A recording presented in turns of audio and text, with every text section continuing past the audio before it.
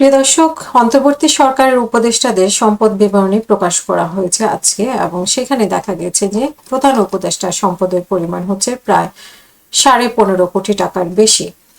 অন্তর্বর্তী সরকারের 30শে জুন প্রধান উপদেষ্টার গত 30শে জুন পর্যন্ত প্রধান উপদেষ্টা মোহাম্মদ ইউনূসের মোট সম্পদ ছিল 15,62,00,000 টাকার। এক বছর আগে তা ছিল 14,01,00,000 টাকা, অর্থাৎ এক বছরে প্রধান উপদেষ্টার সম্পদ বেড়েছে 1,61,00,000 টাকা। সঞ্চয়পত্র, নগদায়ন, সঞ্চয়ী, মেয়াদ আমানতে বৃদ্ধি এবং উত্তরাধিকার সূত্রে পাওয়া শেয়ারের ইত্যাদি কারণে মোট সম্পদ বেড়েছে বলে জানিয়েছেন প্রধান উপদেষ্টা শ্রী আফরোজা ইউসুফের মোট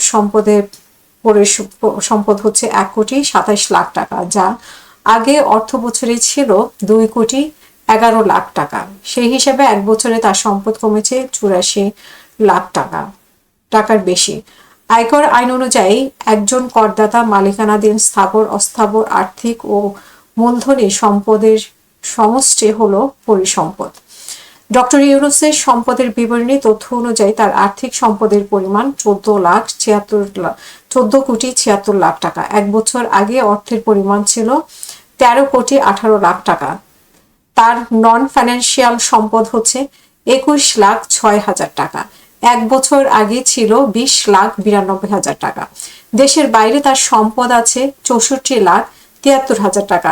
এক বছর আগে ছিল 61,75,000 টাকা।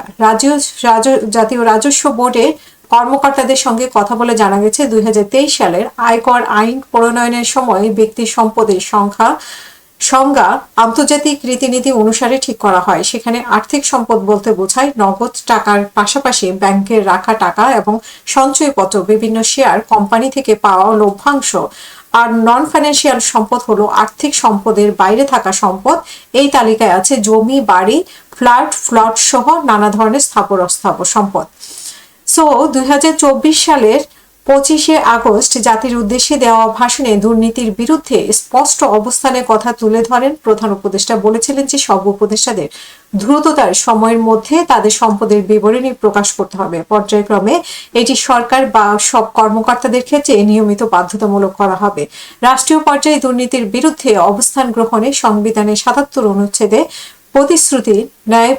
প্রতিশ্রুত ন্যায়পাল নিয়োগের অধ্যাদেশ প্রণয়ন করা হবে বলেও তিনি ভাষণে উল্লেখ করেছেন। ওই বছরে 1 অক্টোবর অন্তর্বর্তী সরকারের উপদেষ্টা ও সমমর্যাদা সম্পন্ন ব্যক্তিদের আয় ও সম্পদ বিবরণী প্রকাশের নীতিমালা 2024 জারি করা হয়।